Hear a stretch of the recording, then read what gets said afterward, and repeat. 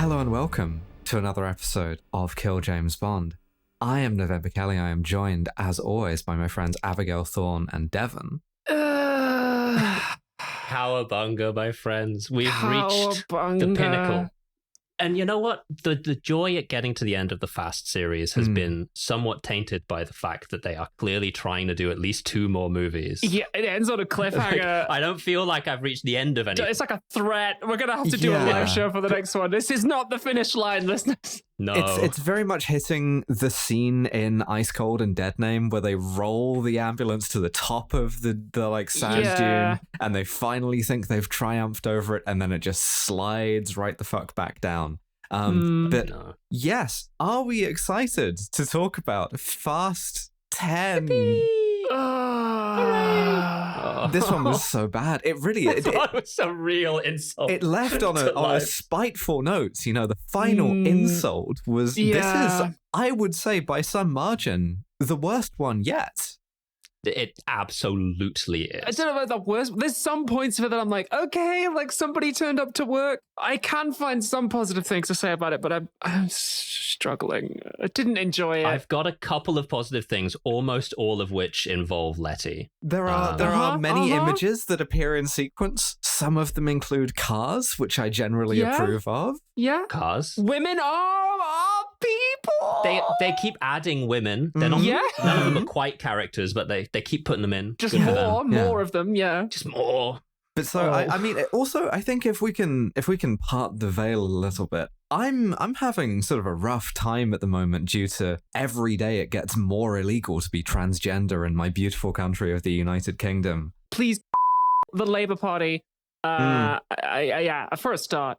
And so every day, it seems, I sort of like open my big sort of comedy newspaper, and it's got a big photo of me and a headline that says "Kill this sick bitch now." Mm-hmm. And I sort of close my newspaper again and go, excellent, I have to go to work, really putting all my productive, creative efforts into changing the world by talking about the structural misogyny of Fast 10. So please fast 10 your seatbelts, because hey, that has made it all worth it. They should have used that as the fucking tagline.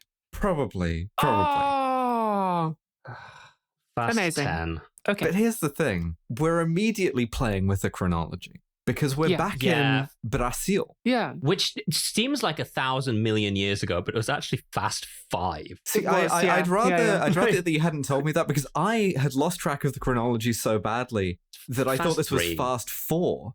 No, this is Fast 5.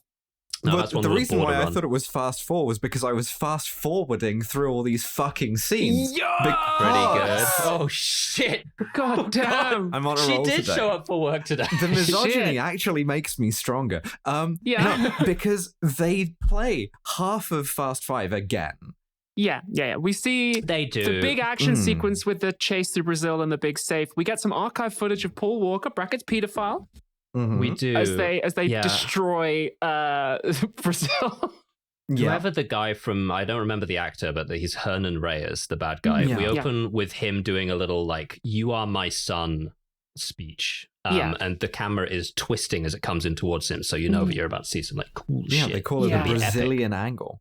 And what he's about to do is to retcon into Fast 5. Jason Momoa. His son, in whom he is well pleased.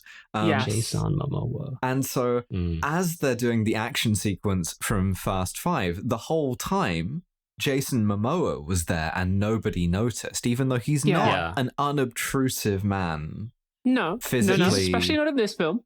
Or, no, certainly not in this film. You know, by personality. But he's like we cut like reaction shots of him into the big action sequence of Fast 5. Really There's good. also a really dramatic gear change shot of him in his car taking part in the chase, and then we see the outside of it. It's a Volkswagen Touareg. They don't give him a cool villain car yet. In this, he's just in a Volkswagen, which is really funny. Yeah. Yeah, they have to put him into a car that was in the scene. They're like, he was driving that one. If you watch it back, he's in that one, right? The car with the minigun that came out of the roof, which fantastic display of the Touareg's sunroof capabilities. He was driving that. And so his villain origin story is that incidentally, in the sort of climax of Fast Five, he and his Volkswagen Touareg got whipped off the side of a bridge into the water by the big safe, by Dom Toretto. The cool big safe thing. By Dominic Toretto, yeah. Yes, you'll pay. And his dad, as we remember, is murdered in cold blood by The Rock, who is not, we do not see any footage of The Rock in this. No. And so Jason Momoa is like slammed into the water where he becomes Aquaman, I guess. Yes. Well, he's slammed into like the opening titles of Skyfall, basically. Yeah. Like, he has a Skyfall type like dream sequence in there and becomes the Joker, I guess. One thing this movie is sort of at pains to establish is multiple times is that being thrown into a big body of water just kind of resets you, which must be exhausting if you're like a diver or something. Yeah, I scuba dive a lot. It's like I said, when you're going fast enough, the water, it acts like a kind of like a beautiful cushion. And you can just hit it at any speed. Yeah, but for your memories and for time as well. Your personality, yeah. And then it hard resets you. I see. Okay. So then we cut to present day LA, where the iconic BDS Dodge Charger is doing donuts. I have now seen this car in real life because listeners, out here in Los Angeles, California, where everything is great and fine, there is an automotive museum called the Jordan Peterson Museum, and they actually have an exhibit on at the moment celebrating 25 years of the Fast and Furious, where you can go and see all of the cars. And they even let me into the vault to see all the cars they don't normally put on display. I have now seen all the cars in the Fast and Furious franchise. I've seen this Dodge Charger in real life. I mean, one thing I will say is don't try the cafe at the Jordan Peterson Museum. It's a lot of like raw meat. A lot of lobster too. Very expensive. Yeah. But so this is the iconic BDS Dodge Charger. My favorite thing about this establishing shot of Los Angeles is that the soundtrack has now reached levels of laziness that I wrote down the lyric, "Take me back to the city that I call my city." Yeah. We're back to a very, I would call this hackney, but actually they do it in Fast and Furious 1, that the music is just saying what is happening on screen at this point. We're now completely at just like say what you see soundtrack. Yeah. It's sort of like, you know how like every engagement farming clip of a movie on Twitter now has an AI narrator layered over it God, in a sort of really obtrusive way. It's a lot like that. But it's not Dom who's driving it. No. It isn't. No. It is his son, Cars Gohan. His son, Cars Gohan, Little B, who is gonna be in this movie for the whole of it. It's crazy that they call him Lil B every time. Yeah. They do. That's kind of funny. But he's learning how to drive at probably too young an age to be able to reach the pedals. And he's starting with doing donuts in a parking lot first, which is cool. Smart. Yeah. And Dom is giving him like life lessons, like feel the car is about use the car force. Emotions and family integrity. Find a line, feel the car. Honesty. Fear is the best teacher, he says. And then the kid goes, "Oh, but Daddy, you don't afraid of anything." And he goes, I do. He's like, doesn't afraid of anything indeed. But so Dom gets called back to the Pollicule house. And it's so lazy that at this point, listen, you can tell when a stand-up comedian is washed when they start doing Tinder bits. Mm-hmm. Oh my God. This is crazy. They work in some Tinder bits. Yeah, but also like Dom's grandma is here. Yeah, Rita Moreno. That Rita Moreno. Oh, okay. From musicals. Is it? This is another one of those moments. I gather that this character was shot in a way that I'm supposed to know. You're supposed who to be this like, is. whoa, That's you really could get her. I will say, and this is my first hint that this movie was not entirely sourceless. Her costume is fucking fire. She's got like a cutout white blouse. She's got chains. She's got a big heart-shaped belt buckle. She's got that shit on. Yeah, absolutely. She is wearing a what I would consider to be a live show outfit. Yeah, it's very, very cool. I like it. I would wear that 100% in the ethical society. She leads them in saying grace. Roman again tries to like sneak some food earlier. This is just we're painting by numbers here. It's so just establishing. Everyone says one thing to each other to establish what their relationship is with each other. They just hit them all hard kind at the paint start. by numbers. Yeah. It's horrific. Dom goes and talks to Han in the garage about how kids are always on their damn phones instead of drinking a Corona. Yes. That is essentially the thrust of that conversation. Of the conversation, yeah. And then Dom reminisces some more, looking at his various like objects. And between this and the Fast Five stuff, this is very nearly a clip show at this point. It is, yeah. They're looking over like a board that's just got production stills from the previous movies on. Yeah, it was like screenshots of it. I'm like, from episodes. Who took that photo of you and Brian in the climax of the first movie? Like, you was what? Who took that photo? What's going on? Yeah. You were alone in that scene. Every time Dom is on screen, he's like followed by this kind of low sentimental music. His kind of reminiscing music. The leitmotif starts entering in. Yeah. You're like, all right. When the leitmotif for this scene is revealed to be "It's Been a Long Time Without You, My Friend" by Wiz Khalifa, brackets the down-tempo version. It was kind of funny. I thought very hard about my life and my career choices. We get some plot stuff. So the B team have been hired by the CIA to go and steal a quantum computer chip in Rome. Cool. That's what the B team are going to go off and do. Dom doesn't want to do They're it. letting Roman lead it. Roman is once again, because he's like insecure about himself, he's like, let me lead this one. Cool. And I can like prove myself on it. Right. Han, by the way, he's grown his hair back out again now. He now looks like iconic Han that we all remember. Yeah, cool. You're an old man. You're like in your 40s, brother. It's wild how old everyone is, yes. He's in his 40s and he's grown his hair out and he's back on Tinder. It's like, that's actually, but this is the whole movie. Yeah.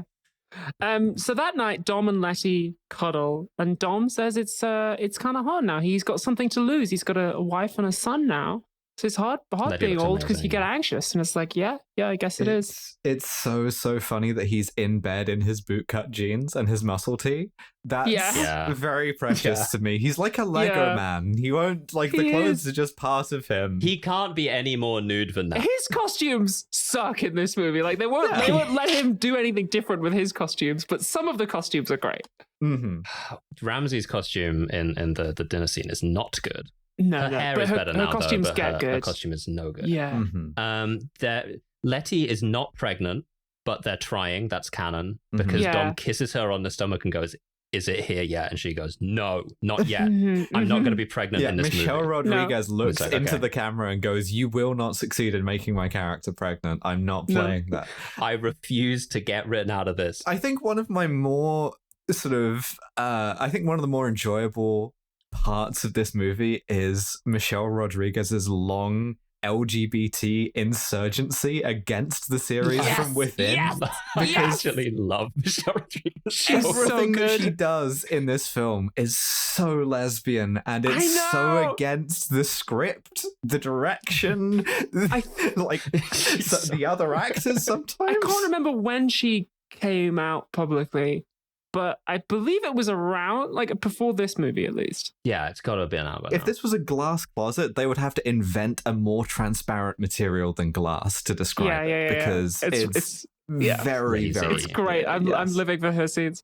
So she's like willing her way through the comp hat when she weathers a mum from the kid as well, and she doesn't like smile. She like takes it and like she reacts and then it doesn't say it. Lil B is gonna be describing this in therapy about 15 years hence. It's like, no, your mum is dead, kid. So you talking to someone else? Do you see your mum here? If you so, you need to see a fucking doctor. I'm not your fucking mother. They do the last movie again because there's a noise outside and Brian has to go and hide in the Saddam Hussein hole again. Yeah. It's okay.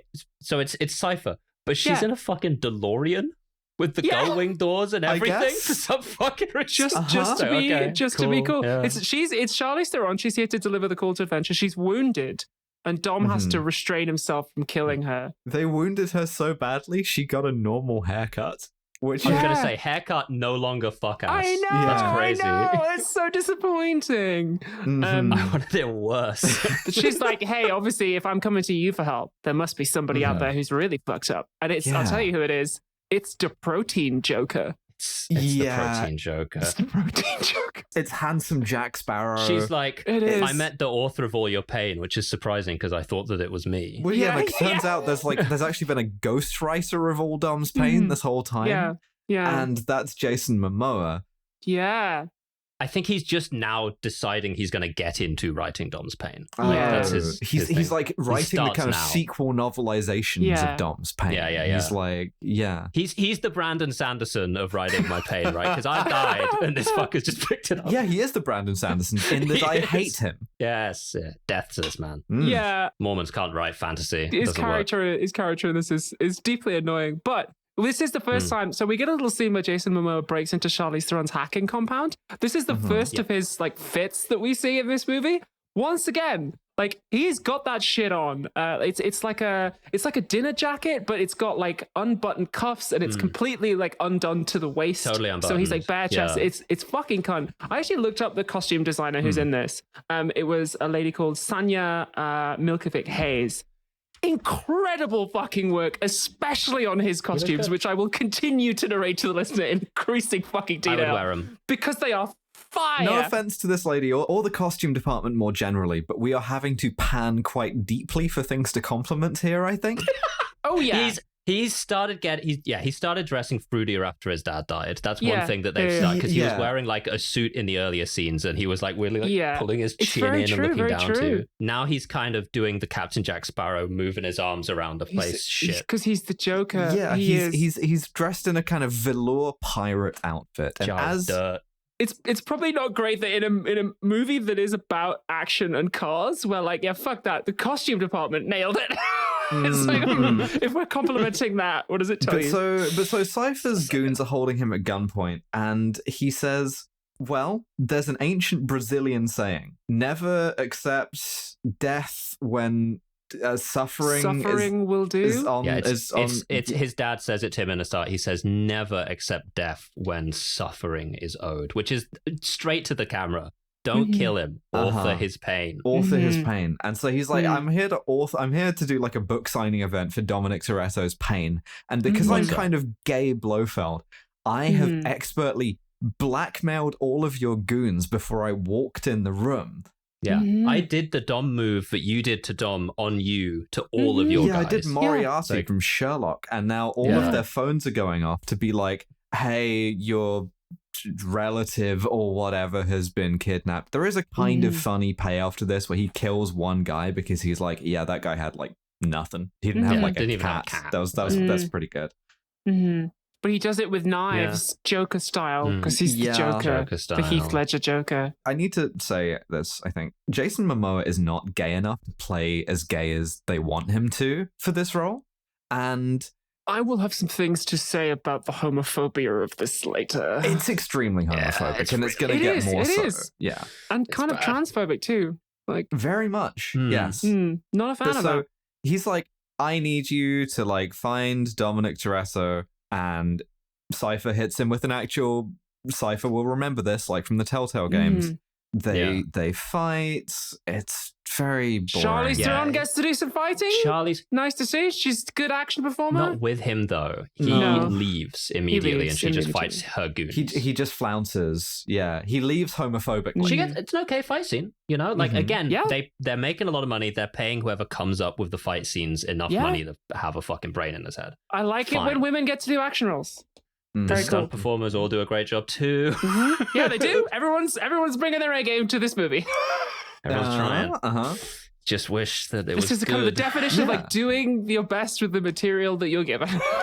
So we then flash forward to Cypher on Dom's couch, where she's like, I need to hype up this guy some more. He's gay Blofeld. He's like gay Joker. He's going to fuck your shit up entirely. Yeah. You're not prepared for a gay guy to be the author of All Your Pain. Yeah. Yeah. And Dom's like, you said it in the chat. He's handsome Jack. He's Captain Jack Sparrow. He's a little bit Tyler Durden. It's just like this guy is just playing villain. They've just shaken the big villain bag up and they've been like, faggot. Here's a villain. The specific genre of like effeminacy that you want to cultivate in a villain, where you're not fully doing like a homophobic stereotype, but you're keeping all of the aspects of it and being like, yeah, but this guy's epic though. Yeah. Which also is kind of a Bond ripoff, because when they did this with Silver, with Daniel Craig Bond, when it's like, oh, he's gay, and that's like part of how sinister he is, and it's like exactly, and also a sign that he's like mentally unbalanced and crazy, and it's like, fuck you, actually. They hit that. They hit that note for notes. They literally do. Yeah, it's a big Bond ripoff too. Yeah, Cypher let slip. The thing in Rome is a trap laid by Jason Momoa, and then we go to Rome. Yeah. Also, Mr. Nobody Jr., he's back. Cool. Yeah. Don't get attached. We go to Rome. I had to check if that was actually the same guy, and I did too, because he's grown a beard, so I didn't recognize him at first. But remember how the last movie Ramsey couldn't drive, and that was kind of a fun reveal. Yeah, she's like one of the best drivers in the world. She's learned now. how to now. Yeah. She's been practicing, I guess. She took a test. Sort out. She does have a sick leather jacket too. That is true. I also have a costume department shout out. The like tracking shots that they do here, like there's some really nice like crane shots, some really nice drone shots. That are genuinely quite impressive. Yeah, technically competent. Wasted on this. They do this trick. They kind of over rely on a trick of blending together shots with CGI, so you'll like start in a car really and then, bad, and it does get a bit hokey after a while, but we get like a good chase scene as they try and heist the truck. Diabolic approves of this because they gas Italian guards. First appearance of gas in the movie. Early appearance from friend of the show Gas. Which will when they just pipe a gas in. Gas has like a few roles in this movie, which I appreciate. Very gas heavy movie. Ramsey earns herself a technical Kronstein by attacking the driver of a truck that she jumps onto. So well done. Oh, okay. I actually was gonna say I didn't think there were any Kronsteins in this, but there is one. I guess. Yeah, Ramsey. Yeah. There's no Kronsteins. But so they break into the truck carrying the computer chip, and the truck, sensing that these carmen are not its rightful master, locks them in and drives itself. And it turns out it's being remotely piloted by Jason Momoa, who is wearing an absolutely fucking sick custom Philip Plein python skin jacket. Unbelievably cunt. Like one of a kind designer piece. Oh my God, so nice. Nicest thing in this action movie. I cannot stress enough how much he's doing gay Heath Ledger Joker. He really is, yeah. It's just, and you can put it together completely from just hearing about it. Yeah. There's just so much to talk about here. Ramsey's fit is now fire. Tej's fit is now awful. He's wearing a Letterman jacket. If you're in your 40s and wearing a Letterman jacket, you cannot be telling me harder that you peaked, right? It's over for you. Yes. Remember high school? No, I don't. No. And in the back of this truck is the sea mine from Hot Fuzz. Yeah, they refer to it as a neutron mine. And also the big bomb from Dark Knight Rises, because we're ripping off the Dark Knight Rises. Big bomb from Dark Knight Rises. Yeah, it is, isn't it? Fuck, you're so right. It's just, God damn it. It is. It's just the truck from Dark Knight Rises with the bomb in the back. Awesome. Okay. Yeah. Shit. And he's going to hit the Vatican. Oh my he's going to God. blow up the Vatican with it. Yeah. We got to stop him. But look, the A-team are here. Dom and Letty and Little Nobody. Don't get attached. They try and stop it. And we have an action sequence that I would say lasts approximately 1,000 years. This is so long. The dialogue as well, when there is dialogue, it's very referential. There's a lot of the like telling you the thing that you just saw is awesome. Yes. Like at one point, Jason Momoa calls Dom Captain America, and I feel something about this franchise referencing the Avengers again. Yeah, they did it right after Age of Ultron. Like earlier on, it's just like, don't talk about Avengers. It's clear how jealous you are. Sort of starting to become like kind of a closed loop of slop here. It's an AI that's eaten AI out. Also, in the Fast and Furious universe, who played Black Adam? Because that there's a real Dwayne Johnson did that. Someone, I was like, damn, you look really like the guy. You look really like. Maybe it was Sylvester Stallone. they try and get back on the truck, and so Jason Momoa flips the truck remotely. Using a trick that he learned from the Croatians in the Yugoslav wars, tries to roll the sea mine down a hill until it hits something important. I've also watched that footage.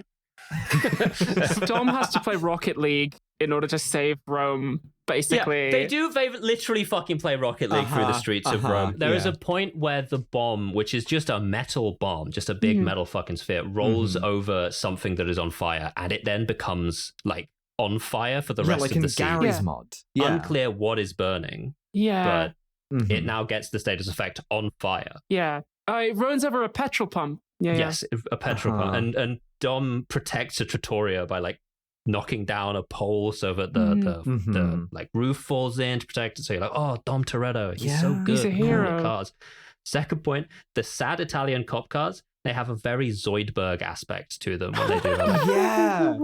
Yeah, really good. Really, really good. Jason Momoa puts a bomb on little nobody's truck. He bails out before it blows up, but he doesn't appear in the rest of the movie. So I'm just I think he just dies. Did he die? He's the only guy who actually takes fall damage. He's the one who hits the ground. He's going to get a big heroic reveal in the next movie, and everyone's going to be like, who the fuck is that guy? You bet he fucking is, right?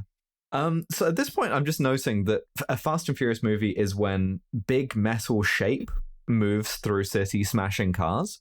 And the reason why I note that is because it showed me this scene already in Fast 5 at the start of this movie, not 20 minutes ago. If only they'd kept the magnets from the previous movie, this would have been solved instantly. Or the grappling hook cable things from the movie before that, or the remote control cars from the movie before that. And this movie that Dom uses later, yeah. Remember the Carpoon from the second one? Or the Car PG from the movie before that. Any of these things. But so... Also, I know one other thing, which is Fast 5, now that this movie's reminded me of it, did something really funny where it was like, okay, all of these cops chasing you are the corrupt cops, so it's okay for you to destroy their cars. Yeah. In this one, not only do they not do that, but the Italian cops aren't inimical to them in any way, and they still crush all of their cars. Yeah. Fuck the Italian cops, I guess. And like the Italian cops do, however, prove their competence by catching and arresting Letty. Well, all I'll say, folks, is write that down in our grand scheme. Italians not white in this movie. No, I guess not. No, you can kill them. The Italian cops can be killed. It's not fucking Monte Quinto. This is like the Italian police. Rome. Italian carabinieri lives do not matter, I guess, to Fast and Furious. Not today. I do also note that it's very strange to me that, like, as part of authoring Dom's pain, right? Yes. Step 1 of Jason Momoa's Brazilian revenge is to blow up the Vatican, which... It's not really clear. I guess Dom is Catholic, I guess, but like he's using that cross neck. All he knows is the cross necklace. He's like, he's got to be Christian or something. Yeah. I don't think this was a Vatican? plan. Like we see him just being like, "What shall I blow up? I've got a big bomb. I have the fucking Vatican. Why not?" Like it's like okay, it's like arbitrary. I don't see how you can direct this bomb in any meaningful way. No. Yeah. So Dom plays pinball using a big crane as a flipper. Dom does something amazing with the car. And he manages to knock the bomb into the river where the explosion is smaller because it's underwater, but it's still like really, really big. And Rome is wrecked. Although we see on the news that nobody died. And I'm like, I don't believe that. I don't believe that. Isn't this a neutron mine? Did you just nuke this is Rome? breaking windows like several blocks away. I think people are definitely dead. This is actually what was going on during that scene in Conclave. Yeah. Conclave happening in the Fast and Furious timeline really puts a spin on that movie. The explosion outdoors was just it's actually Jason Momoa. Yeah. That's so good. Oh, let us be a church with room for drift. Yeah. God, the drift pope? Okay.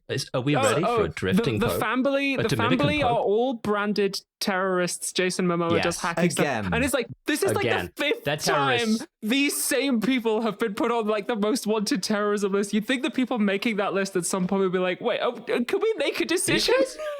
Once and for all. I've been thinking about this geopolitically, right, as to who has had the most like versions of this happen in real life, of being like, you are public enemy number 1 to you're a chill guy, back to you're a public enemy number 1. And I think it was Gaddafi rode that waveform the longest. I was going to say Gaddafi historically, but Jelani has the possibility to break that record. He's only gone like down once and then back up once, right? Rudy Giuliani, the New York mayor? The Syrian president, the new Syrian guy. Oh, that's Giuliani. No, and it's not him yet anymore either. It's a different guy now. The president of Syria becoming... I think it's a Muslim now. It's crazy. Ahmed al-Sharaa being like public enemy number one again would be a fascinating development. That would be really funny, and it's still distinctly possible. I happen to know that the current FBI's most wanted is the crypto queen, who like scammed a bunch of people on like a fake crypto scam called OneCoin and spent it all on designer yachts and then disappeared. And allegedly got plastic surgery to change her face so that she'd look different. And I'm like, that rocks. Congratulations. Shout out to her. That's a perfect crime, actually. In and out. And it's crypto. You're only stealing money from morons. But so the family are all being hunted, right? And they've got to go to ground. And then we go to the CIA. We go to the stupidest fucking room I've ever seen in my life. They go to Cerebro. We go to a green screen is what we go to. We go to the volume. We go to the envelope. Where it's Alan Rickson from Reacher. Oh, it's Reacher. It's another big guy. I'm going to be calling him Reacher the whole time. I didn't know who this guy was. We cut to Discount the Rock. He's a really big guy. He is Discount the Rock in this. In this movie, And Brie Larson is here also. Hey, she's Mr. Nobody's daughter. They have a terrible scene together. Yeah, awful scene. It's rotating. It's constantly breaking the 180 rule, like 4 or 5 times. It's crazy. Yeah. They're just like screams. He recaps the previous films. She is Mr. Nobody's daughter. It's crazy how it's a clip show again, because he's trying to do the thing where he's like, we as the CIA have to do our favorite activity, cutting one of our front groups loose and declaring them terrorists. Yeah. But for real, though, it's crazy how they did all of that stuff. Like, they stole a nuclear submarine. You remember that? Yeah. That was weird that they did that. The submarine. Like, he also says that they keep corrupting cops. He says they have a knack for identifying cops who can be turned corrupt just by giving them a barbecue and a beer. And my notes say worst corruption kink roleplay ever. And he finishes this little monologue by saying that, well, this shit isn't going to work on me because, like, I'm not corrupt and I hate barbecues. And here's the thing, right? It took us like 5 movies for the CIA to turn evil. And it's one guy in the CIA, and the only thing we know about him is that he's, I guess, vegetarian. Yeah. It's like he's so nothing. He doesn't. It's a shame because Alan Ritchson can like actually act. Yeah, he can act. Like, if you give him something to do, but he has nothing to do here. He also gets a line in this, which is just clearly something that they wanted The Rock to say, but they didn't have him. Which is, he goes, "You know, I'd make a freight train take a dirt road." What does that mean, dog? Woman or whatever. Yeah, and I'm just like, that is a goddamn Luke Hobbs line. Yeah. Don't fuck with me. It's crazy to have your one piece of personality you establish about him is that he hates barbecues. Just really putting family. I think you're right, Deb. I think this must have been a role that was written for The Rock, so they didn't need to put in some characterization. And then they had to sort of hastily rewrite it. And they're like, oh, fuck, we got to give this guy like a personality. He hates barbecues. Was he doing something? Then we still had beef with Tyrese Gibson? He literally did still have beef with Tyrese Gibson. That's why. Fantastic. Based on the post-credit scene, I guess they must have overcome that, but all right. I'm not sure that that's true. Maybe they just won't be in any shared scenes in Fast Forever. I think that's the idea. I think because what they were going to do was they were going to do a sequel to Hobbs and Shaw, so they fully diverge. So the Hobbs timeline doesn't have Tyrese Gibson in it, and then the main timeline doesn't have The Rock in it. And so Jesus, this was meant to launch 2 movies, neither of which is out yet.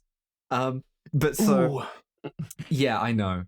Ouch. All right. Well, anyway, Tess nobody. She's on the family's side, but the CIA are gonna hunt them down and kill them now. Cool. Yeah, exactly. Letty is in like a black site Oh, yeah. Letty goes is in to a black site. Helen Mirren turns up in Rome and tells Dom. Helen Mirren's in Rome for some fucking reason. I wrote, what are you doing here in full caps? Yeah. Like, Dom is apparently just still in Rome, like just standing out in the open, watching things. Not changed his clothes. Mr. Nobody himself is still missing because they never rescued him in the last film. He's in a fucking Monte Quinto prison, tied up like Rambo, getting a taste of his own fucking medicine, I guess. He's in Monte Quinton Scorpion prison. Yeah, he's getting his dick and balls stung by scorpions. He's in the Pussy Mind Palace. He's in the Monte Quinton Pussy Mind Palace. Oh my god. It's not even a real Pussy Mind Palace. No, it's not real. It's controlled by the military. God fucking damn. Listeners, this doesn't make no sense to you. By the way. Go and listen to our episode on Die Another Day if you want to understand the Pussy Mind Palace. Yeah, and then go and listen to Lily Allen's Pussy Palace if you want to understand the dojo joke. Yeah, and then go and listen to our episode on Mamma Mia 2 to continue the Pussy Mind Palace joke. Helen Mirren's Cockney accent, by the way, is just phasing in and out through this scene. I don't want to be mean or nothing, but she goes, the family have gone to ground. They're in a safe house. Oh, I'm going up the apples and pears. And it's like, listen, it's just shut up. Shut the fuck up. It's very much hitting like Zach from Auntie Donna doing some character work. Just like, oh shit, I forgot to do the accent. Come on, girl. My next note just says Dom is more car Jesus than he's ever been. Dom is unimaginably car Jesus. Okay. Yeah, I believe he is trying to sacrifice himself for the family. Yeah, the family flee and Dom goes solo for a while. Okay, cool. He does. He hangs it solo for a while. Next, we cut back to LA. The rest of the Torettos. Yes. All right. Yeah. Mia and little Brian are playing video games, and she's like, I am your aunt. My husband Paul Walker is definitely alive off screen. He's taking care of your cousin, my daughter. Yeah. It's getting harder and harder to explain, but that's fine. And then friend of the show, Gas, making a second appearance. Yeah. I love that they have an actor play multiple roles. I think that's really a great chance to show versatility and stuff. And these are CIA agents. These are like agents of the American state break in. Mia gets to fight them. She gets some fighting, which is cool. Yeah, we pay off a joke from the last one where she's like better at identifying a frying pan this time. From the gag in the last one where she hit the guy with the ladle. Yeah. Then we get simultaneous Toretto combat as our second Toretto arrives.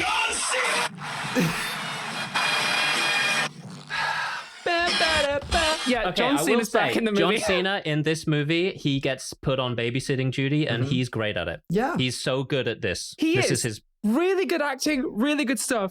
This is a different character. This guy has he's Toretto. Downloaded a completely different personality since the last movie and is just playing. He's ostensibly the same guy, but just like totally different entirely. Yeah. He's completely on board now. He's part of the family. He became good now because of the barbecue. And and it was revealed that he hadn't done anything, so he just like returned to innocence and he's fine again. He also wasn't at the barbecue at the end of the last one. He wasn't. And he wasn't at the one at the start of this one. No, so like what? He's just did he also fall into a body of water and get a completely different personality? But it was like a nice body of water. John Cena is present. Let's be charitable and say John Cena is present. But he is killing CIA agents. Yeah, he does kill a lot of American agents. Like again, we established like these guys. Americans they aren't like interesting. They aren't corrupt. They're just misinformed. Nope. Like it's just the one guy, Alan Ritchson, who's like evil, right? Yeah. So like these are America's brave and proud troops getting wiped the fuck out by the Toretto family for no reason. And like knife to the neck, like gunshot in the face, like like shotgun in the side of the head, like it's all bloodless because it's still like not family friendly, but you probably want it to be like a 15, right? Cartoonish. But he definitely kills a lot of fucking cops. Oh yeah. And then we go to Brie Larson, who has essentially like the sort of mandatory she has to fight in one scene. Yeah, it's strange that they do this, but it's the most next location. She goes to like a bar in Italy And she's got like a leather jacket on that has like "Live, Laugh, Love" or whatever on the back. Yeah, and she kicks the shit out of some guys, and then this is like really Dom. unnecessary violence. She like threatens the people in this bar with a shotgun. These like toughs menace her. She's like, "I'm looking for Dominic Toretto," and then these like guys, and then she like beats them all up. And I'm like, okay, we didn't need these guys are just Italian civilians. I don't know. Okay, whatever. Unprovoked violence actually high in this Yeah, film. quite high. Yeah, quite it is high. actually. She meets Dom. She's like, "Yo, I've got God's Eye, the gadget that tells you where anyone is on the world." Yes, like, you remember God's Eye? I've just got to just carry I've got around. it. Yeah. Jason Momoa is Reyes' son, which means he'll be in Rio, and Letty's in CIA prison. Cool. And she's like, Letty can't be gotten to. No one knows where she is. She's like in a total black site. I can't get her out of there. And Dom goes, "Yes, you can. Yeah. Take my amulet of immortality. The blessed amulet of protection. Yes, yeah. Take this and it'll get you in there easily." And after you know what it after a sort of brief interstitial scene with some comic relief with John Cena, where he's driving like he's a shit car. A mid-90s Ford Mustang, which is better than... Okay, yeah, in the previous scene, the kid is coming out of the house and he sees like a 2023 label Dodge Ram or something. And it's one of these lifted yank tank monstrosities. And he runs over to it like, whoa! And then the reveal that they're actually driving a mid-90s Ford Mustang is supposed to be like comedic. Yeah. But the problem is, that's a better car in every conceivable way. It's just a better car. It's like factually is. He listens to Marky Mark and the Funky Bunch. Yeah. Oh, Again, that's the Jacob, joke. He's a different guy. There's a really nice bit here where John Cena just sells the ever-living fuck out of like sort of bemusement at himself listening to Marky Mark and going, "You can't help what you like," which is quite fun. Again, he's good. Like, he's good. He's listening to it on tape, and he's trying to explain to the kid why the Ford Mustang is like still cool. I'm like, you know what? He's a great guy. It's not Jacob Toretto. It's a different guy completely. Different but man, I like who he's playing. Yeah. Meanwhile, they have put Letty in the fire break from Control. I wrote that. Yes. They put Letty in the Black Rock Quarry from Control. I don't know why they've done that. There's something really funny which happens here, which is that Tess walks in, and I like take very detailed notes on Av, and I'm like, gorgeous belted coat, absolutely like cunt, high heels with spikes on the toes, fucking beautiful. And then Letty comments on how good her outfit is, and I'm like, yes.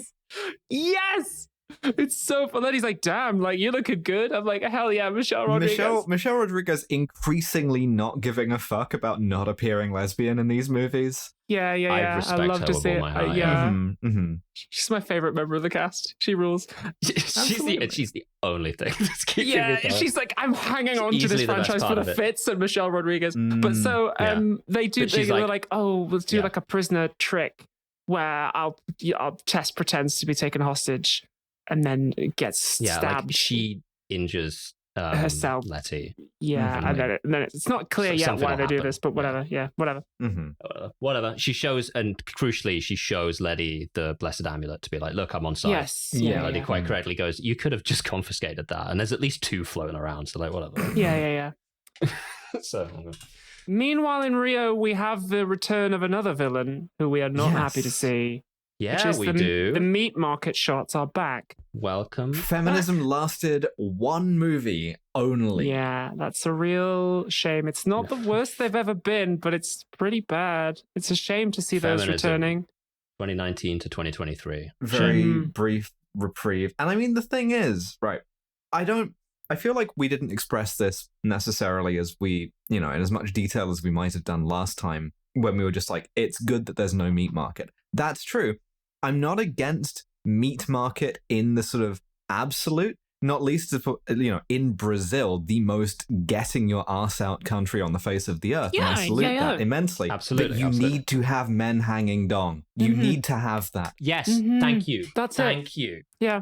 2020s, the decade of hanging dong in cinema. Yeah. You're just arbitrarily excluding half the population of the most getting your ass out country on earth. I know there's some incredibly hot men in Brazil. So what's some going on? Smugglers going. If you showed us both, like if you're trying to tell us like Rio is a very sexually charged place, like it's very lively, you can have like very sexy men with their abs out, muscles. Like if you showed us like both at the same time, I wouldn't be so upset about it because it tells a very different story than just showing me a bunch of pieces of women, which is using bits of women as set dressing, and that just tells a very different kind of message.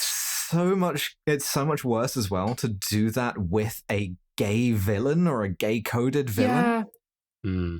And it's so strange. But so Dom, as we know, has been to Brazil before in Fast 5, and when he was there, he inspired the entire nation of Brazil to do street racing. And so now he has like people there, right? Yeah. Can't forget his famous It's the same guy from Fast 5. This is Brazil. Yeah, whose car he won off screen in Fast 5. Yeah. Diogo, welcome back. Yeah. And welcome back, Diogo. Don't get attached. The thing is that Dom, last time he was in Brazil, he had, he had a sort of like love affair with a Brazilian woman who is now dead. And so now he needs a replacement Brazilian woman. Let's get me a Brazilian woman. Yeah. So we meet Isabel. Isabel rolls up. She's a street racer. She looks a little bit like Elena. We'll get to that. Well, she turns out later she's Elena's sister. Whatever. She's Elena's sister. Everyone is someone's sister or daughter. Like no one is just a woman. Family it's is like so the fucking important. Skywalkers. Like blood. It's Daniela Melchior, by the way. Cool. Yeah, fine. Pretty good in Suicide Squad as Ratcatcher. The other person here is Jason Momoa in a lilac Cadillac, octagonal sunglasses on a huge chain, massive tooth necklace, pink scrunchy, lilac silk shirt, purple suit trousers, lilac nail polish, purple chain on the trousers. Fucking cunt! So Looks good. Really good. Looks like Devon. I would wear this. It's a very Devon outfit. Oh my god. He introduces himself with the line Dante, his name, Enchanté, and Jason Momoa is so visibly heterosexual in delivering this that it feels like, you know what it feels like? It feels like a guest judge on Drag Race who is homophobic but is there on the orders of their agent. That's such a specific vibe. You nailed it. It really is. So exciting. It really is. It's the I can indulge this subculture for an hour, I think. Yeah. Maybe. And then I'm gonna take like a really hot shower. There's a bit where he like sexually menaces Isabel, and it's like, I think that you included that to beat the allegation that this guy is meant to be gay. And it's like, you can still have an explicitly straight but queer-coded villain. Yeah. And listeners, we remind you, there are 0 canonically gay characters in this franchise. Like, this is your queer rep. It's like predatory bisexuality, which is kind of even worse, I think. It will get worse, too. Yeah. Remember, they had one gay character and they killed him in the first one. It's over. They did. But they're like, we can settle this. Instead of having a gunfight, we can settle it like honorable Carmen with an illegal street race. Remember those? Vin Diesel, he does taunt the fuck out of this guy. You know how in The Dark Knight, the Joker is like, hee hoo hoo, Batman, what if I put you in the fucking trolley problem? And there were 2 boats rigged to explode. And one of them was full of innocent people and one of them was full of criminals. What will you do, Batman? Yeah. So we do that, except it's cars. It's literally that, but it's like Diogo or Isabel. Who are you gonna save, Dom Toretto? Diogo gets blown the fuck up. So he just does. Yeah. Basically, just straightforwardly picks Diogo gets exploded. This is the first appearance of something they do a lot in this movie, which is that all the cars will be lined up and the camera will go like almost on a wire shot through the car's interior, like out the window into the next one, out of that one into the next one, and it's like it's all in a line and it looks very, very slick. But I know that the way you do that is the cars are stationary and you CGI in a moving background, and it's not as it looks very slick, but it's not as impressive as actually just filming a race, which is much technically harder to do. It is very easy comparatively to put 4 cars on a fucking like green screen soundstage and run a wire through their windows and like run a camera along that wire. That's fucking easy to do. But actually filming a race and making it dramatic is harder. And I'm just like, I'm disappointed. And it gets worse later too. Just do a car stunt. Like if you show me a computer simulation of a car doing something cool, I'm not going to respond to that in anywhere near the same way as seeing a car do something cool. Because I'm not a child. That's on the computer. I know that's not fucking real. That's not real. You can put a fan and some smoke in to make it look like it's moving, but I know it's not moving. Dom saves Isabel. He saves Isabel. He basically straightforwardly just chooses Isabel. Saves her. Fuck you, Diogo, I guess. Yeah. They keep doing this thing where everyone is talking in their cars and they're like not outright saying that everyone can hear each other, but they're pretending like they might be able to. Yeah. Because just they're saying things and people are responding, and there's a level of like deniability, but it's like no one can hear what Dante is saying in this scene. Yeah. He's just in his car talking to Dante himself. wins the street race with the simple expedient of car bombs, which it's crazy no one's thought of before. Yeah. I live my life one car bomb at a time. Dom goes back to Elena's apartment with Isabel and goes, "Oh, hey, you're her sister," and kind of suggests that cops have like posthumous hero magic powers. Yeah, because your sister's helping us through the car force. She's become one with the car force. Yeah, it's like she's still here helping people. Yeah, okay. She's not though. She's dead. Sure. She is dead. Very much. She was shot in the head. You were there. Also, Isabel's like, let me give you all my files on Jason Momoa in a later scene. Oh, yeah. So she gives him what will be his next location. Yeah. Then we cut back to Dante, who is painting his nails and sort of like, chilling with two dead goons whom he has like duct taped upright. And he's painting their nails too. These are the nerds. About how doing nail polish tones down the masculinity a little bit. Isn't that interesting? I would say that that's interesting, even. This is male manipulator tactics. This is transphobic because the joke here is that you have an AMAB character and that it's like crazy for him to dress or act in ways that are commonly perceived as feminine. It's like, that is queerphobic. Fuck you for saying that, actually. That attitude really harms people. When we get the files from Isabel, one of the things that she mentions is, oh yeah, he had like sociopathic tendencies, and then you like knocked him off a bridge or whatever, which basically makes explicit the idea that he's gay because he has brain damage. Well, queer because he has trauma, which is a justification that people use for fucking conversion therapy, including right now in the UK. It is very disappointing to see this. Like, and my notes just say, fuck you, movie. And also, they don't even have the courage of their convictions because not once do they put Jason Momoa in a dress. And I'm like, if you really want to fucking do it, put him in a fucking dress. Put him in a dress. I have a question.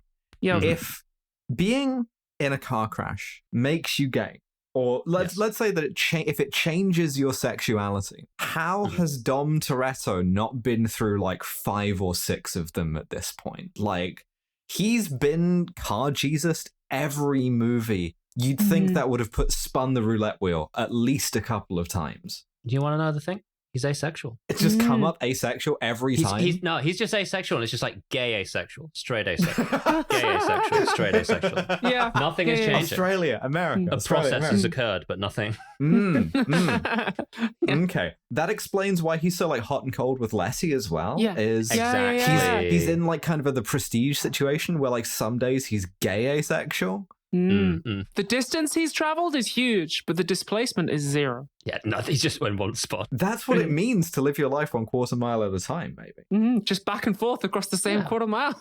We go back to the Super Friends. Who are fucking, they're out of money because they're all Osama bin Laden now. Yeah, they're in London. Tej, Roman, and Ramsey are Osama bin Laden. Yeah, they've just figured out that they've gotten like burned by the CIA, and we get a real 10 IQ mercenary moment from Roman where he goes, why would they do this? We've done so much for them. But yeah, pal, that's why they would turn their back on you. That's the point. Operation Cyclone is happening to you. Crazy. Yeah, but so Roman has come prepared, and he saves them because he has money that he's wearing in like a kind of full body tourist anti-pickpocketing underbelt. It's like covered in stacks of cash. Okay. Upon seeing all of these stacks of cash, his kind of only real friend Tej's response is to be homophobic about it and go, please tell me you're not wearing Spanx, the like shapewear. Yeah. Which is, why is this one so much more homophobic? So you can wear Spanx if you want to. It's so crazy. You think, but weird. It just gets very homophobic. So they're in London. They're all still wearing the same outfits despite like being on the run because I guess whatever, they're wearing the same faces too, so whatever. Cool. They go to a black market weapons dealer. They go to a black market weapons place. I want to highlight. No, hold on. I want to highlight a line before we get the fucking reveal of this piece of shit. There's a bit. Ramsey is looking at her computer and she says the sentence, "The coding is next level. I've never seen anything like it. We'll need more computing power." I also had decrypt the blockchain written down. I had your faces are all over the dark web written down. Like the techno bubble in this is so token. When we say everything's computer, we don't just mean like visually. Psychologically, everything's computer as well now. But everything is just computer. They go to this weapons dealer who is Pete Davidson. Who is Pete motherfucking Davidson. He's in this movie. He looks directly at the... Oh, wow. That's you know what? Maintain this. I don't know who that is. I will not be sure. You're allowed to not know. Yeah. He's not exactly Rita Moreno. Roman and Tej end up in a fight. I mean, who is? Right. Truly. Only who one is person Rita Moreno? I'm asking that, you know. There's a baffling thing. I want to be in America. Where the others let them fight to establish camaraderie, right? And then after the fight, Roman, like, threatens Pete Davidson because he's not giving them what they want, and he has betrayed them to the cops, and he just gets like a handful of dust that he's gotten from nowhere and throws it. He just Dale Gribble pocket sand. It's not clear what this is doing. First, he throws it at like a light fixture and lets it like sort of float down, and then he picks up some more, I guess, and throws it at Pete Davidson, who says "What's this that he is," and this is a quote, "like a ghetto magician." Unclear. Yeah, so you can't say that. No, but like it's unclear where he got the sand, what the sand is for. It doesn't do anything. Was the explanation for this cut? Like what happened? Yeah. Also, there's a bit where Han eats a muffin, and it turns out it's like a magic mushrooms muffin, and he hallucinates briefly. And you might be thinking like, oh, are they going to set up like they have to do a car chase, and Han is like goofy because he's high, and is it going to be like a comedy moment? No, it's just going anywhere. It's so crazy. It's like almost funny because there's like muffins in a thing there, and Han goes, "Are these free?" And Pete Davidson is like, "Yeah, but they'll like fuck you up. They're like edibles." And Han, as the snacking guy, just like starts casually eating them, and that's kind of funny. But then they just don't do anything with it. No, yeah, they just let it sit there. They should have it so that in the next action scene with Han is high. Like that's. I'm just like, why didn't you cut that? But the entire point of the scene, is just to get them to London, and then they have to go like, oh, Han goes, "I know someone." Yeah.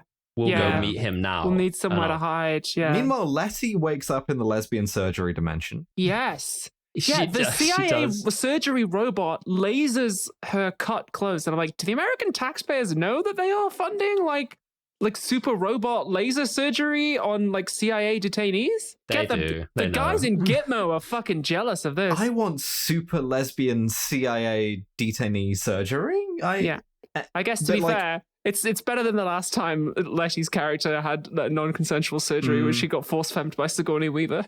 Looking over, she finds Cypher in the next bed being like, "Who do you think gave you the tits?" Exactly what I wrote down. Yeah.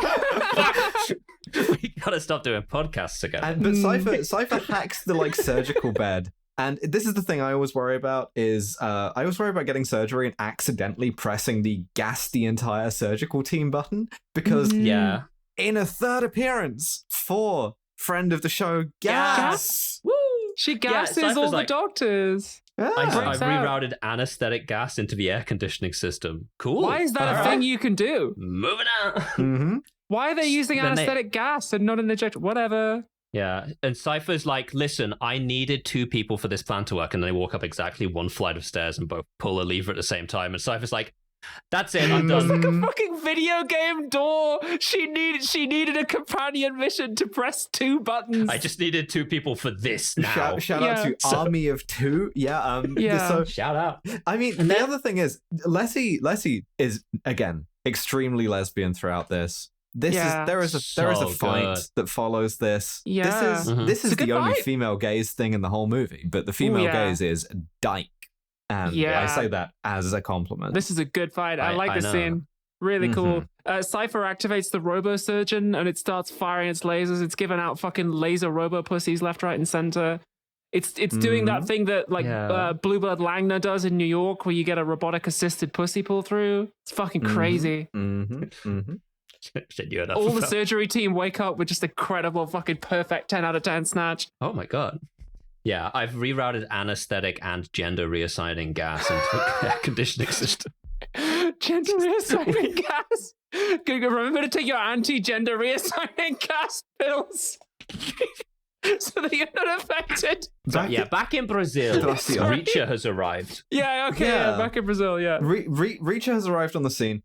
This is also when Jason Momoa gets explained by Isabel to Dom, right? Yeah. By the way, she also explains his race. So minging. She starts with he was born in Portugal, but his mother was from the Pacific Islands. Stop explaining that. You could explaining people's race. If there is one nation on Earth that you could have told me this guy's Brazilian, I'm not questioning the exact fucking ethnic positionality there. Yeah, straight the fuck up. If you're like, that guy's Brazilian, it's like, okay, 100%. He could look Uyghur. I'd be like, yeah, he's Brazilian. Fine. It's not a medieval jousting contest. I don't need to see a list of all your ancestors for the last 100 years. Like, just whatever. He's from Brazil, all right. Get all of my life. He has the psychopathic tendencies, and so you need to go back, Dom, to your iconic abandoned police station from Fast 5. Yeah. It's been abandoned ever since they tore out that load-bearing vault, I guess. So everyone just left. They were like, yeah, bad vibes here now. We all remember the time we got our vault nicked. We feel bad. 50,000 volts used to live here. Now it's an abandoned police station. 50,000 volts? Yeah, I'll get you. Fucking hell. Yeah, I guess so. Well, I guess it's the amperage that really does it. Reacher has to fight some guys. Reacher has a fight scene. This is the most not taking place in Brazil fight I've ever seen in my life. Like this, none of these fuckers are in Brazil. None of It's crazy when he started going abroad for USC. Also, why is this scene here? It's just why have this here? He just beats up some street thugs, and I'm like, why? Yeah, I thought Dom was going to like save him from them, and that's how they would start like familiarizing him. But no, he just has a fight. The movie's like 2.5 hours long, and I'm like, there's so much stuff in it. You could just be like, hey, see 2 minutes there, 2 minutes there, whatever. There's something where, like, after this fight, I mean, this is something that is characteristic of movies made in the 2020s.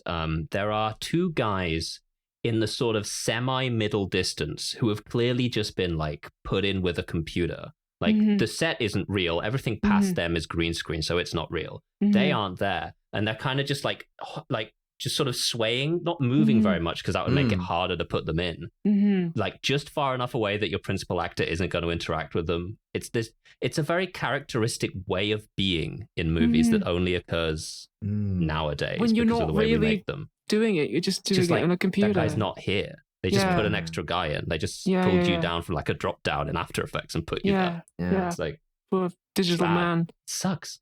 It just sucks. We keep cutting back and forth between the A plot, the B plot, the C plot, the D plot. So we go back to the C plot. John Cena and Lil B are on the plane. The fucking John Cena's only notable thing here before he has to go and beat up some goons is he's like, I felt bad about killing my dad. I felt so bad that I hated cars for a bit. Heck, I took the bus as like... Again, you wrote that down too. Like, wow, again, 2023 being like, buses are for poor people. Yeah. Buses are really... Which is something I agree, but I mean it in like a positive way. Like buses are proletariat. Buses are for everyone.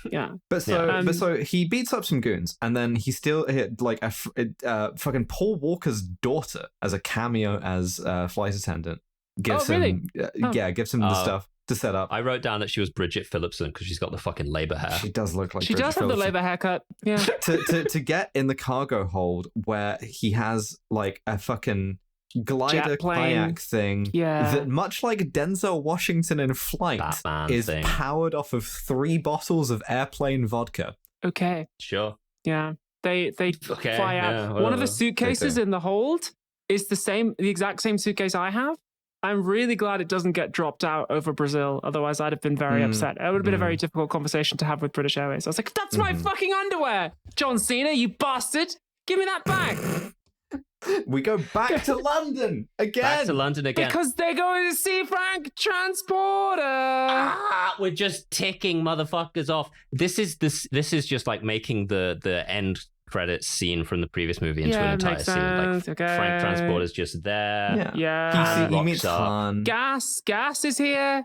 They have a fight, and then the guy from the like Hobbs and Shaw or whatever is still in there. in the punch bag.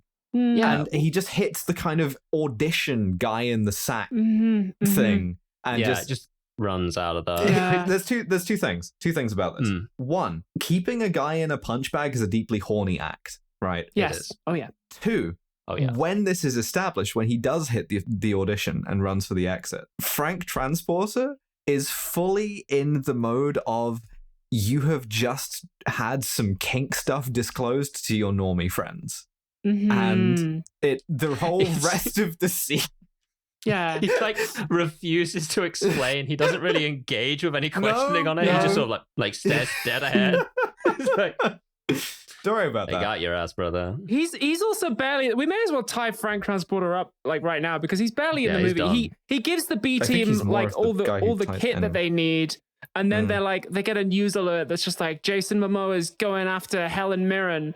And he's like, oh shit, that's my fucking mum. I'm going to leave the movie now. Bye. That's my mum. I better go deal with it. I guess I can't leave this to my brother or my sister, who May or may not be returning in the May next or movie. may not. TBD. The thing is, the line that when they see the Helen Mirren thing, they just say, they're going after everyone who's helped us before, which is such a great... We're getting everyone together. Whatever. Yeah. We're just kind of getting everyone who is still willing to be in a Fast and Furious movie to Which, come as back. we will learn later, Just is tick 'em all more people off. than you would think. But okay, it's cool. not Luke Evans, though. I'll say that for No, it's not. No. It's not. Owen Shaw is out of here. No He's way. busy. back being in Brazil. Yes, in Dom goes Brazil. to the old haunted police station, and we do a fucking bit from Bond because Jason Momoa has done what Christoph Waltz did in Spectre, and he's converted the old cop station building into an amusement park haunted house / shrine to Dom,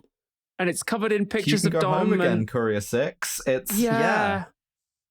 So crazy. It's just all like screens with just little pictures Clips of everybody. of the previous movies. Clips of the previous movies. Yeah. Who filmed Jason that? Momoa calls him on the phone and is like, I've been waiting for you, Dom, because actually you, Dom, are the author of all of my pain.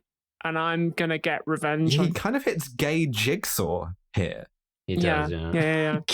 I'd have rigged the building with explosives and blown him up myself, but okay. So Dom's like, You've got... We get some interesting exposition of like Dominic Toretto metaphysics here. He says, you have no honor. Without honor, you have no family. And without family, you have nothing. It's like fear leads to anger. Which is really funny because he killed his family. Yeah. You did kill... You have no family. Yeah. I didn't. That was nothing to do with me. Because I did that. It's not because you have no honor that you have no family. It's because I decided to rob your father for no reason and then killed him. But fear leads to anger. Anger leads to drifting. Drifting leads to the dark side. Whatever.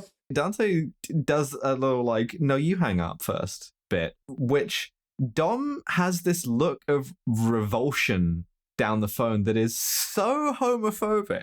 Yeah. Like really, really wrinkles his nose up. We go fiercely. back a few movies. Dom used to be seeing like cops get blowtorched in front of him by his adversaries. This is the guy who did drag in high school. Yeah. What are we... It's so strange to imagine that he would now be this homophobic. Now, actually, it isn't. Yeah. Second, we get this odd line from Dom to Dante where he says, "You're so strange to me because you were born so rich, but you chose the poorest way of living your life." Just such an interesting, like, money goodness, like, sleight of hand there. Yeah, I guess it's because they've all become like multimillionaires by being in this franchise, and they want to be like, well, you can be very rich if you choose a good way of living your life. Yeah, you can be that's like fine. Positively rich. It's okay. I've like my designer shit. Yeah. Motherfucker. Sure. Okay. Whatever. And then again, we see after he hangs up, Dante walks over towards Isabel's house. No one's there. It's all just. It's horrific. It's so bad. Cool. Everything's computer. Yeah. Ames and the CIA burst in and arrest Dom. They don't handcuff him for some reason. No. They put him in the back of a truck. Then we go back to the lesbian surgery dimension for one quick hit again, going back for more lesbian surgery, where Letty, having won the fight with Cypher, climbs the ladder to the escape thing and gets, I think, one of the funniest out of context bits of the whole franchise. It's cool, where she just pops out of a hatch and we get a big title that says Antarctica. Yeah. She's like, shit. Again, the only parts I like are Letty. Yeah. This potentially won't continue in the next movie. Give me she needs her own movie. That's what we call it. Just Letty. Yeah. Just Letty the movie. Letty. Cast a different actor. Let me be in it. So Ames is like, I hate barbecue and I hate family and America. And Dom says this thing that he said to Han earlier, which is, that's the problem nowadays. Nobody listens. And I'm like, oh, that would be an interesting double meaning if you meant like Mr. Nobody was like listening the whole. He's not. No, he's not. Oh shit, that would have been good. Doesn't come back. But no, it's actually because he can't hear a missile that's about to hit them. Yeah. And then the missile hits them. The same bridge the bridge, well, Dominic Toretto, the bridge that was the author of the bridge, the pain bridge. Between your pain and my pain. We just rebuilt this bridge from the last time you destroyed it, Dom Toretto. I'm hitting it with a missile. And I've blown it up again, Dominic Toretto. The bridge that crashing off of it makes you gay. Yes, and now you will be gay. It's the beach that makes you old and the river that makes you gay. Yeah. That's one I stepped into twice. Yeah. Dante like grabs Isabel and is like holding her hostage, and he does the classic kind of sexually predatory like rapist signifier of like licking the entire side of her face. Yeah. Why? Real bad, I think. Yeah, okay. In my opinion. Really bad. This is another classic nobody is in the same location when they're filming this scene. Like, no one's on that bridge. None of the cars are real. None of the people are real. It's so unfortunate. Yeah, it's a real shame. So Ames, the big CIA boss guy, he becomes a Vegeta and becomes family because he gives Dom a gun. We will discover later on, spoilers, listeners, that Ames is actually double crossing. It's a triple cross. Ames is on Jason Momoa's side. It's a false Vegeta. He does give Dom a loaded weapon, which seems like a dangerous thing to do when your boss is standing like right there. If I was Jason Momoa, I'd laugh afterwards. I'd be like, okay, well done generally on the evil plan, but I do have one note, which is that you did give Dominic Toretto a gun when I was unarmed. Like, please don't do that. Just a little flourish in the sort of big book of Dom's pain. Yeah. My next note says magic helicopter powers. They fight. Oh, because he summons a helicopter. Okay. He summons a helicopter, Jason Momoa has God's eye now. Okay. Yeah. Dom survives because his beloved car becomes his riot shield. He does. Tears the door off a car and uses it as a Call of Duty riot shield. Brie Larson's here in a very cute like powder blue suit and sparkly spiky Vans. Suit, love her outfit. I wouldn't wear the Vans. She gets shot. And then Isabel's like, I will take her and leave the movie, Dom. Because we've got too many characters, Dom. I will now leave the movie so that it's just the main characters who are going to be at the climax of it. Okay. We got 2 boys, 2 girls. It's time to split off. Yeah. When we speak of the climax of this, there's 40 minutes left of the movie at this point. I know because I checked. This is the same thing that happened to like Tess's dad, which is that got shot in the shoulder. Was like, I'm not going to be in the rest of the movie, Dom. You go on without me. Oh, fuck. Is that my check? Is that my check? All right, I'm out of here. See ya. That's a wrap on Brie Larson, everybody. Woo! Fantastic job, Miss Larson. Thank you. Thank you for being in the movie. Option to come back for the next one, but maybe not. You can be in the next one if we think that's a good idea to keep. You can be in the spin-off series, which is about the CIA agents chasing the family, but we don't have to have you in it. Agents of S.H.I.E.L.D. with the B team. Back with the B team. Yeah, you're so right. Roman experiences a sort of personal crisis of leadership, right? Rome, Tej, and Ramsey Han just get like moments. This is where they put the moments in. So Roman's like, I actually don't know if I can be a leader, and it's so funny to force The Rock out of a franchise where your role is just to get clowned on constantly. But like his the sort of payoff of this is Tej's heart grows 3 sizes that day, and he sees how he's been harming his friend with his sort of like banter, and he admits that he actually does respect him as a leader.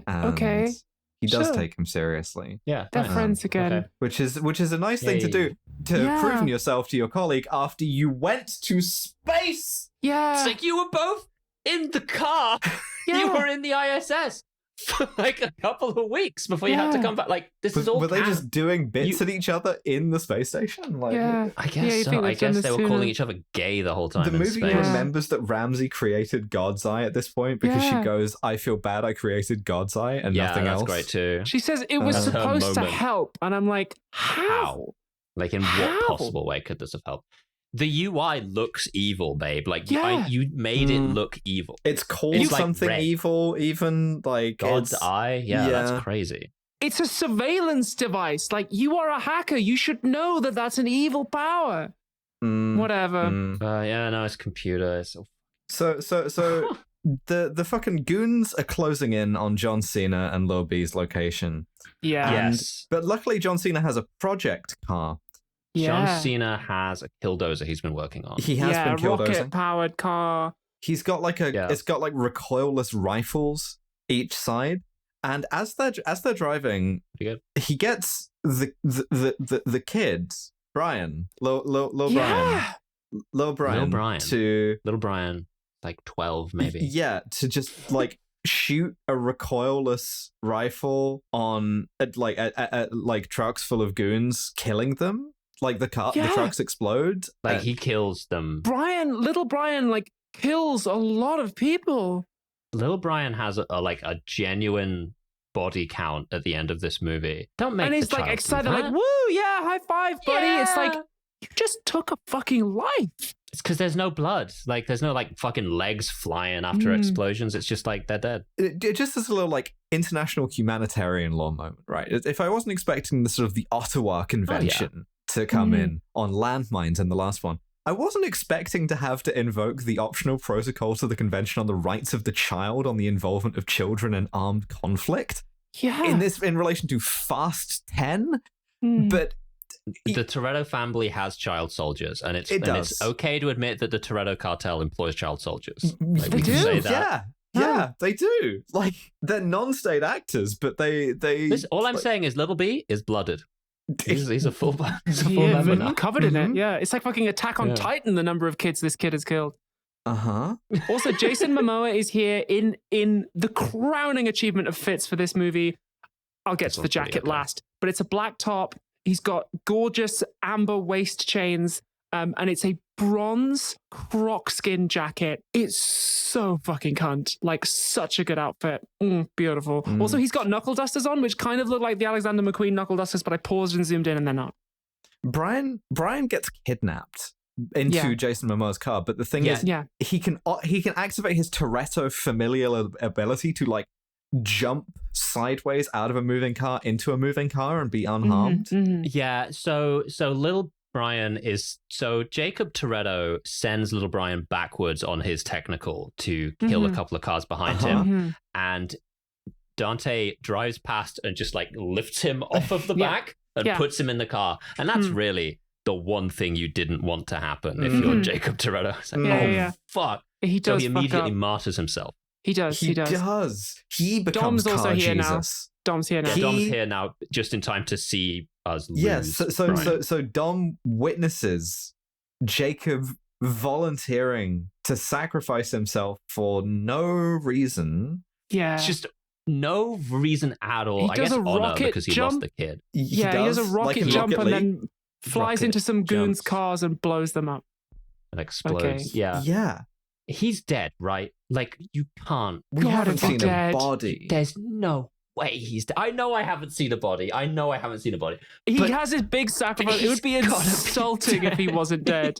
It would be, if you brought him back like 5 movies later, it would be, but anyway, so. That would be insulting to my intelligence, isn't it? There's a moment here where we do the camera through the window thing that I described earlier as we go from John Cena's car into Dom's. And when the camera arrives in Dom's car, I don't know if they made a mistake or something, but it's really obvious that the background is stationary.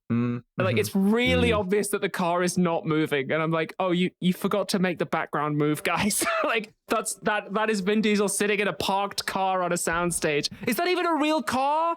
Is it even a real car? Or is it like a third of a car that you built to fit on the camera? Like, Genuinely, I doubt that it's a real car.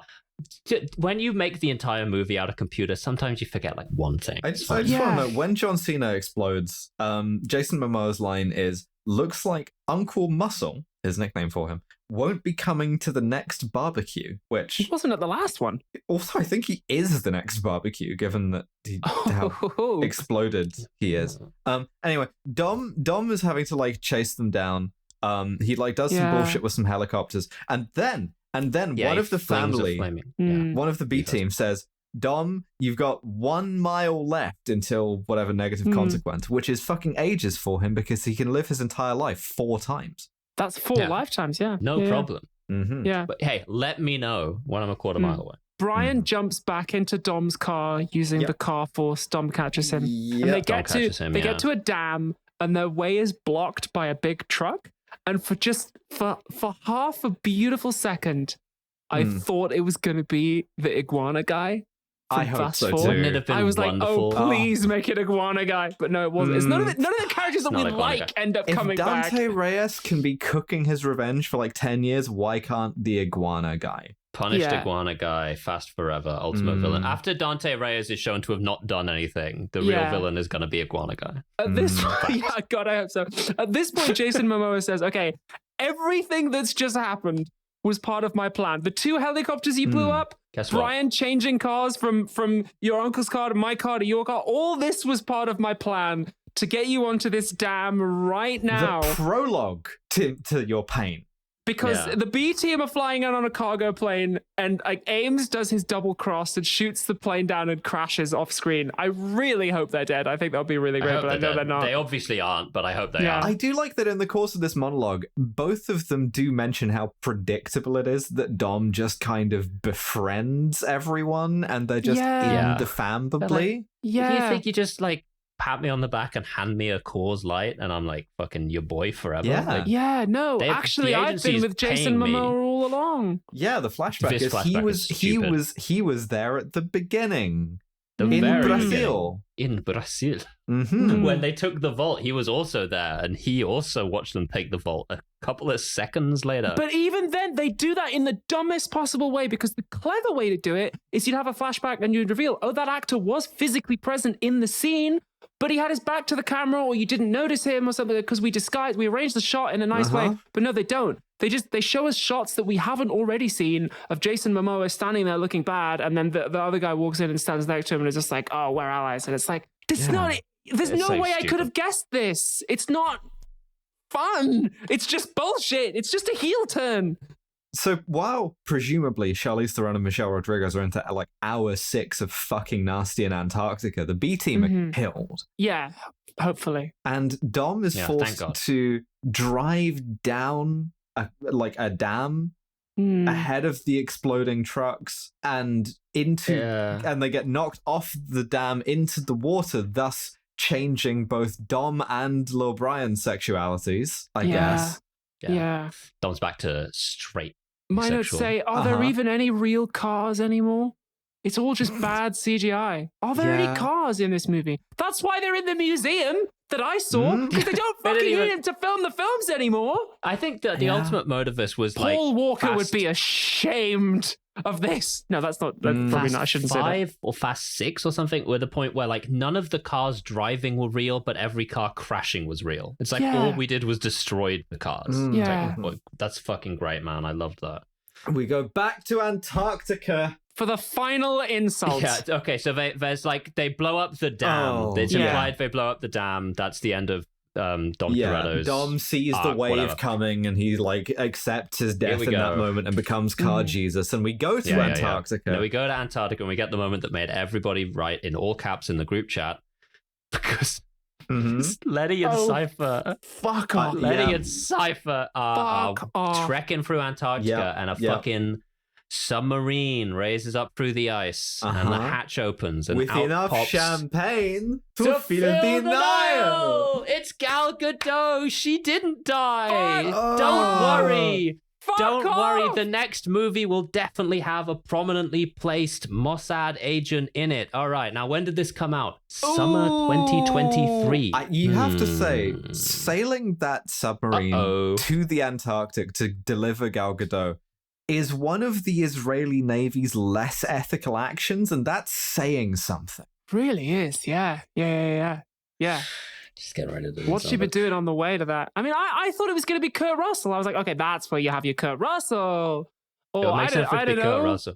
Anybody, fucking make it Jesse, Anybody. make it CGI Paul Walker, you know, make it a mystery, make it The Rock. But no, it's fucking Giselle. Giselle's alive, unless it's her twin or some bullshit. Giselle Yashar, she's alive. She's got amnesia. You didn't see a body. What's wrong with Gina Carano falling off that plane? Did she just like land wrong? She got hit by a harpoon. Everyone else was. She did get hit by a harpoon. You're right. She was hit by a harpoon, and this leads me to my thesis, which is that falling damage is turned off in the Fast and Furious universe. If you fall, you are fine. Real. If you get shot, I genuinely you're believe dead. that's true. Yeah. You hit the ground at any speed, you're okay. You're fine. Full damage is off. Yeah, just roll it off. But then we had a mid-credit scene where some goons, some CIA clowns enter a mansion, and then they find a ringing phone, and it's Jason Momoa. How do you do the eyebrow through a balaclava and goggles that I can see you move your eyebrow? It's Jason Momoa calling. He's like, I'm gonna get you, The Rock, and The Rock is like, I'm gonna be in the next movie. After 2.5 hours, finally remembering to get your revenge, finally remembering to be the author of all the pain of the guy who actually killed your dad instead of the guy who was crazy. Like, oh yeah, I just remembered. Accessory to killing your dad. Oh yeah, the man who like actually murdered my father. The guy who legitimately shot my dad. As he was asking for help. Yeah. And then the final shot is The Rock crushing a lithium-ion battery-containing phone in his hand. I'm sure that will be fine. Which has a gay little phone case. It does. Because it's Jason Momoa. Because he's gay. It's Jason Momoa. He's gay. It's so good to be like, I'm just going to author this other guy's pain first real quick. Before we come back to... Before we do the second half of Fast X, I'm just going to go author some of like Luke Hobbs' pain. Second novel, slide back around. And that's Fast 10, which was intended to set off a trilogy of mainline movies and a subsidiary Hobbs and Shaw, I guess, movie. Really? Yes. Yeah. And now instead of that, they're just doing Fast Forever? Is that it? I think so. And then they're going to make a bunch of like TV series as well, aren't they? Probably. Which we reading the sequel part on the Wikipedia page. This I understand it had the sequel had a sort of like troubled development, and this was the thing where it finally just sort of ran out of friend of the show gas. Okay, some guy, they're just calling him Diesel. I don't know who Diesel is. They're just referring to him by his surname.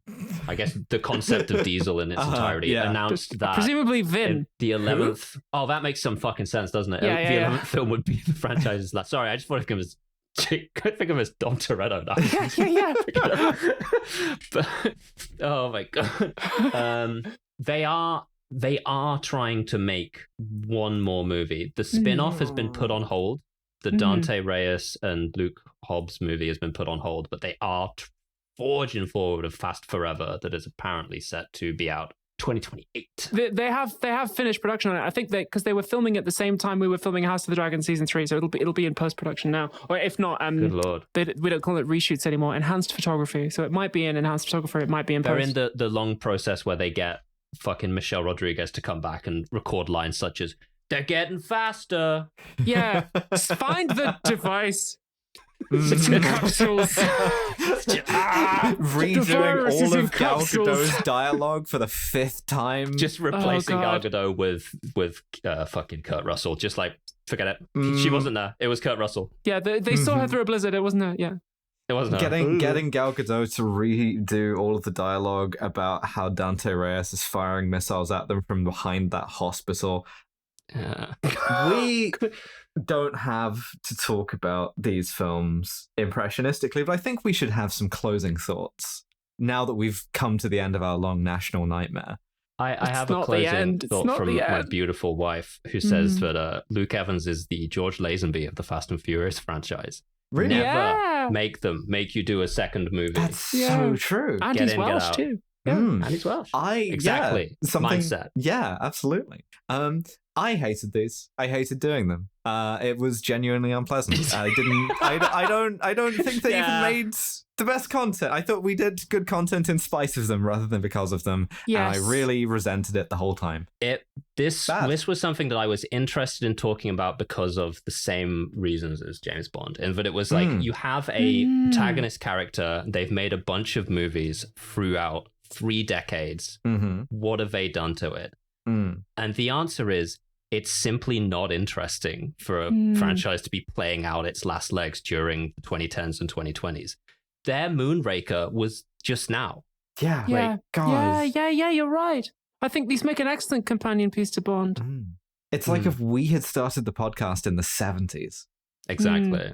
Yeah. We just end with Long Roger Moore. Dalton. Yeah. No, absolutely. So I guess we'll see you all for the dark and gritty reboot. Yeah, we'll see you on stage for the Dark and Gritty reboots. I'm somebody We're who's getting like a paycheck out of this. Who's very interested in this like tension between art and business as somebody who like works in film and TV for a living. And there are moments of this franchise where I can see the art shining through and I can see that's an artist who's turned up to work. And those are the moments I really latch onto, the moments where it feels like it's made by a person. And then what we see over the franchise is I think the growing influence of the commercial aspect of it as the films get more expensive in an economic sense, but in some ways get cheaper and broader and less interesting. So I think they're a useful test case in like that tension that every creative industry, like fashion, has to walk this too, right? It's like the Met Gala, you know? Yes, there's some art, but also there's a lot of like commercialism and money, and the tension between those two things is eternal. But yeah, there are moments like the costuming in this. So good, so beautiful, like well done.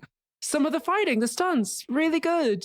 But then some of it, I'm just like, oh, it's product. It's crazy to do this to a remake of Point Break, basically. Yeah. It's Point Break.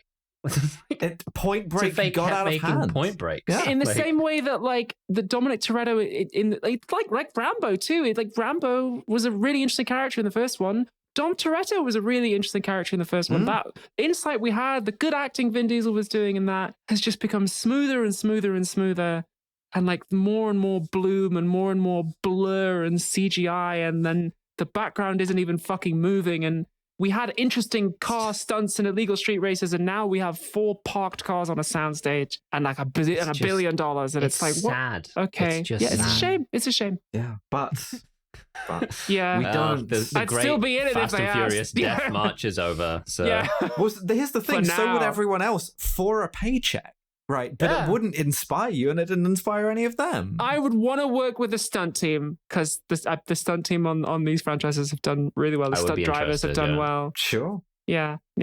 That's the bit I'd would be interested to get in there and just like explain what nitrous does, like in an engine, what it is exactly, because it's not just a rocket boost. It's not just a blue, it's not just a fucking mushroom head in Mario Kart. And I love Michelle Rodriguez in these movies, and I'm really happy for her that this is. I'm like, yes, 2 thumbs up, great. Yeah, let me write the Letty standalone movie, like fully. Yeah, but... yes. Finally gets to come out. Most rewarding franchise that you do financially ends for like 3 years. Crazy. Anyway, we don't have to live our lives 1/4 mile at a time anymore because we have a science-based system that, for I guess the last time, since we're going to change it a little bit. We're going to change the meaning of the U when we go back to heist season. For the very last time, it's called the SCUM system. It stands for SMARM, cultural insensitivity, unprovoked violence, and misogyny. On a scale of 0 to 7, how smarmy is Fast 10? I don't know.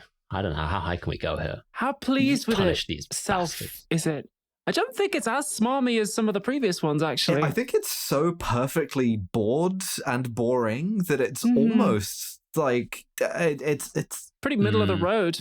It's almost like 3 exactly on the basis that like it's not anything one way or the other. It's just filed down to an orb. I think it's very pleased with its like big reveal moments, like The Rock and Giselle That's Yashar. true. So I might give it an extra point for that. That's true. The Giselle point alone would give it an extra point. The Giselle is oh god. I mean, the reveal of her still being alive, summer of 2023 is one of the funniest decisions anyone's ever made. It's insulting and it also fucks them completely. Yeah, it does. Yeah. I could quite happily go for Yeah. Okay. Sure. Cultural insensitivity. Now, the franchise has historically scored low on this because it's a very racially diverse cast, but we count homophobia and queerphobia under cultural insensitivity. And I think of all the films in the franchise, this is the most queerphobic one. I agree. Which is very disappointing. Yeah, 100%. Yeah. And I think the fact that we still haven't had an explicitly gay character, and I also think, to be perfectly honest with you, if you are making films in 2023 and you are not acknowledging the genocide of trans people in some way, fuck you. This isn't just like making a homophobic movie in 2004. This is like making it now. Like, fuck you, movie. Yeah. No, absolutely. So where does that put it in the sort of scale, are we thinking then? Because I want to be quite punitive for the homophobia. So do I, actually. Yeah. Oh, do we want to put it in the punitive zone then? We could do for homophobia alone, because I don't think it's a racist film. Really, it's not a racist film. Like they're not particularly mean to Brazil conceptually. They're not like, and then they spend the rest of the time in Italy and London. Nowhere is a place in this anymore, and so it kind of like doesn't really allow for that possibility. Really, it's perfectly neoliberally non-racist, but not anti-racist. If you follow me. Yes, you're right. It's like a rich person going on holiday, right? They're going to a country, but they're not interacting with any of the people who live there. They're just like in like a little caged off rich guy zone, and then they go home and they go, "Oh, it was wonderful." You're in the car. You're driving. In the car, in the luxury shops. They're going to Trattoria, are they? They're not going to have to talk to someone who lives there. The events of like fucking the bicycle thieves are not going on. Yeah. So exactly. I guess how queerphobic, how I'm feeling a little bit vindictive, but that might be bias creeping into the scientific system. Give it the nail polish scene alone 7. Give it a 7. Yeah. Fuck you, actually. 7. Yeah. Unprovoked violence has got to be quite high because it doesn't. Violence is quite high. It's again. I think this is an interesting case study here in that the actual kind of level of gore is quite low because it's got to keep its rating, but the kind of textual killing is like insane. They make a child kill a lot of people, and that is fucked up. Yeah, we just walked our way to normalizing that one, huh? Like, maybe that'll be the episode art. Is just like Brian squeezing off a couple of shots. He's not like affected by it. He's having a great time. Like, yeah. I feel like that is one of the most egregious things I've seen in any film we've covered. Yeah. I don't think it's as bad as Rambo 4, but I almost do want to punish it because that kid's 11 years old. That's horrible. Yeah, Frank Transporter has been torturing the antagonist of a previous movie for the duration of another movie for the crime of, I guess, being kind of annoying. Mm-hmm. Yeah. And he can still hang. So he can still hang. Yeah. Cypher gasses all those surgeons who were just doing their job, I guess. John Cena kills like 50 CIA guys with a shotgun. Yeah, he does. Pretty brutally too. Mm-hmm. Letty even killed, not Letty, Mia kills Little Brian is frequently in danger, and at no point is anyone like, cover your eyes, cover your ears, like stay. They're like, keep down and keep safe, but the idea that it might be bad for a child to be exposed to this kind of violence that's never like my niece is a little bit younger than real Brian. Like if we were in a violent situation, I would not react in this way at all. It's horrible the way they treat this kid. And it's not as if we're saying that you always have to be serious about that, because all of us liked the bit where Frank Transporter does the gunfight where he's like covering the kid in the that's good. Yeah, God knows they were blurred together at this point. Yeah, in whichever movie that was. It is. So yeah, we've got to be punitive on this one too. Right? Yeah. So 8? Yeah. For showing a child killing soldiers. People. Yeah. 8. Like again, the Toretto cartel employs child soldiers. It's kind of worse than Rambo in that way. Like you're not allowed to do that. The only reason Rambo 4 beats it is because that was like real footage of human beings being killed. And finally misogyny. We're back in the bad zone again because of the meat market. Yeah. Women are people, and women do get to kick ass. which puts it like on a par with the previous movie, which we gave a score of 2. But I think the meat market pushes it up again, so 3, 4. Yeah, Michelle Rodriguez carrying this franchise on her shoulders once again, because she's one of the main reasons why the women don't have to like fight sexily as well. Yes, very true. God, thank God. So yeah, I would go like 3 here, I guess. 3, maybe even higher. Like given the meat market, I could hear a 4 even. 4. Like, okay, I like that. I'd be happy to put it there. That gives it a total score of 23. Egregious. Which is not the worst, but it's the second worst. The worst is still Fast 7 got a 26. Well, that was the one where we went to the Middle East. But yeah, this is now. Yeah, Fast 7 is the Toretto. Yeah, John. There's the Frank Transporter war against the Torettos. I remember. Yeah. Fast 7 is clearly the worst on Fast 26. 7 is the worst one in my mind. And then we have a cluster of like 5, 6, and now 10, like shortly behind it. Fast 1 is still the best on 12. So the franchise is it is hands down. I mean, Vin Diesel was right that making a sequel to it was a bad idea. That it should have just been left alone. Science has proven him right. I guess we will see when we do the live show when Fast Forever comes out. We will see how bad things could get. But yeah, this was a real shame. Yeah, this was a real slog, and I feel like I've strained my friendships with 2 of my dearest friends. Yeah. And now let's move on to pastures new. Don't watch this movie, listeners, but do look up the fabulous work of the costume designers on Pinterest or some equivalent, because Jason Momoa's costumes in this, great. Well, the good news is, there's 2 or 3 pieces of good news. One is that we never have to do one of these again, apart from maybe as a live show. And I like live shows. So that's Another is that we're going back to clean up the last little bits of heist season. Yes. So again, if you have suggestions, and many of you have had excellent suggestions, we will try and do those before we embark upon next season and an entirely different genre. And we also have a Patreon, which you can subscribe to, and the next bonus episode, where that's a Devon pick. It is. I feel like I've strained my friendship. So it's time to show you a movie that's actually good and fun to talk about. Oh, God, it's such a good film. Convoy. Yes. A Marxist text. Amazing. Fantastic We will movie. see you for that. And then for our very next heist movie, Baby Driver. Bye, everyone. Ooh, bye. Yeah, okay. The all-cancelled cast. Let's go.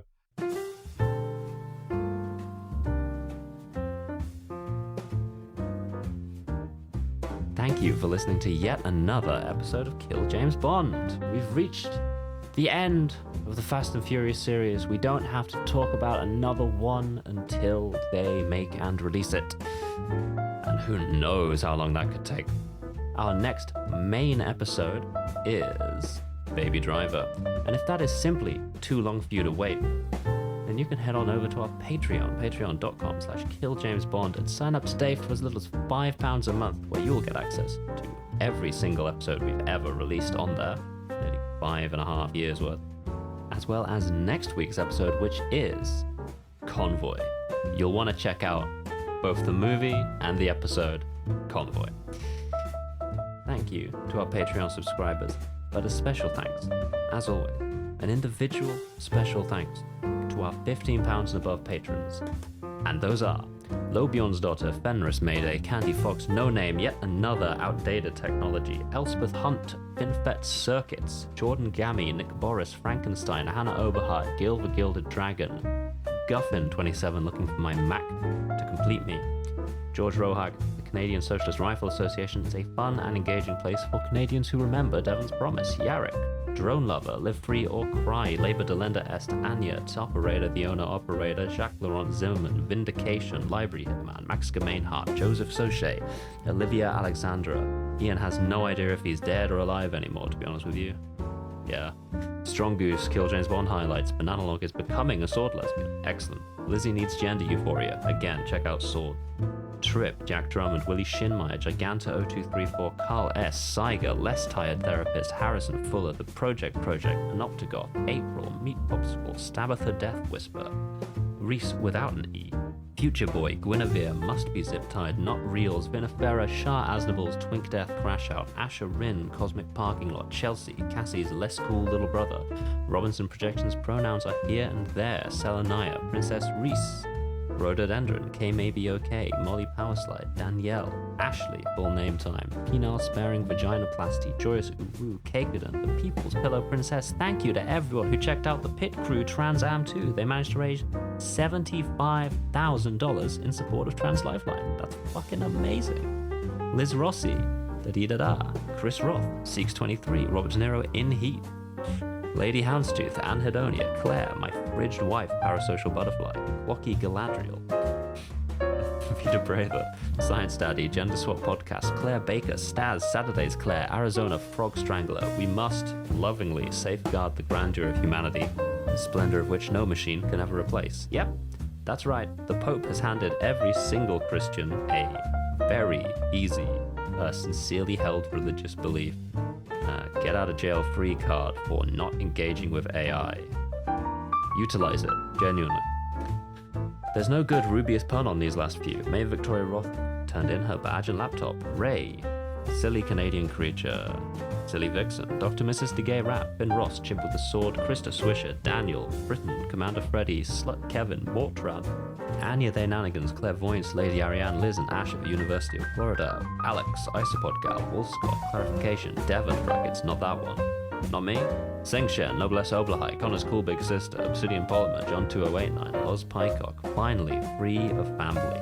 Finally free of family. 2026 thus far has been a very family-focused podcast for Kill James Bond. Did you get the big book of breakfast to spice up the breakfast update, or for normal reasons? A little bit of column A, a little bit of column B, really. Turfs eat shit and die alone. The Duck Whisperer, Fucks with your CSV, Abigail, Robert Greensmith, Al Irwin, Zoe Shepherd, Carrier, Talkative Tiger, Philippa is still catching up with KJB, Cassandra, Emily Queen of Slots, Harriet McAvoy, Mistress Angela Aylis, Mega B, Elite Aaron, Josh Simmons, Lauren Baston, Charlotte with a D, Sonia with a Y, Ahmed Contempt, Valeria Beneficia, more correctly, Lesbian Marsh Witch, Tech Priestess Anthem, and Mumble Grunge Kimbleshanks. Thank you all so much for your support. Kill James Bond is, as always, Abigail, November, Devon. Our producer is the one from Mr. Nate Bethea. Our editor is the illustrious Sam Marderosian. Our podcast art is by John DeLuca. Our website is by Tom Allen. I will see you next time.